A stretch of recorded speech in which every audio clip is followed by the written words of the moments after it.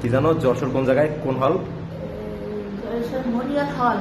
মনিয়া হলের পিছনে। হ্যাঁ, আহ, এই সামনে পিছনে। পিছনে। আর জায়গার নাম জানো কি? কি পাড়া জানো?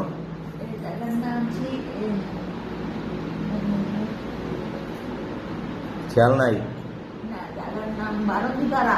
বারন্দিপাড়া। হ্যাঁ, বারন্দিপাড়া। তোমার কি নামে চেনে হ্যাঁ সবাই? আমাদের হুম।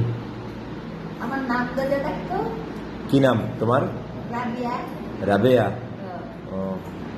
আর তোমার ছেলের নাম? শফি। শহীদ। শহীদের বাপের নাম কি? মোহাম্মদ আব্দুর রহিম। মোহাম্মদ আব্দুর রহিম। তোমরা কি ওখানের স্থানীয়? মানে কত বছর তোমরা?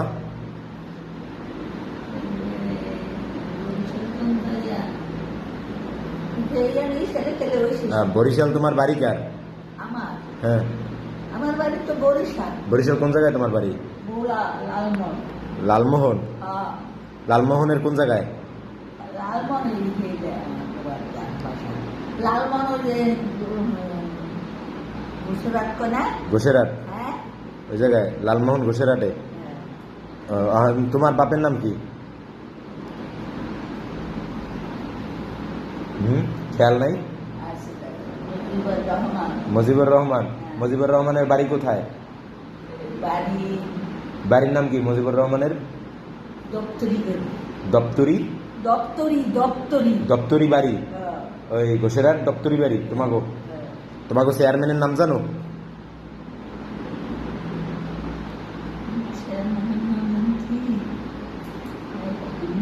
আচ্ছা যাও। তুমি কি যশোরে তোমার চেয়ারম্যানের নাম জানো বা কাউন্সিলরের নাম জানো?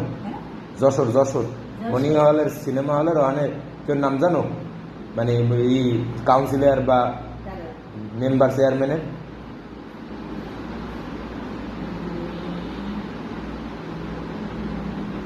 জান না? খেয়াল নাই না? আচ্ছা ঠিক আছে, সমস্যা নেই।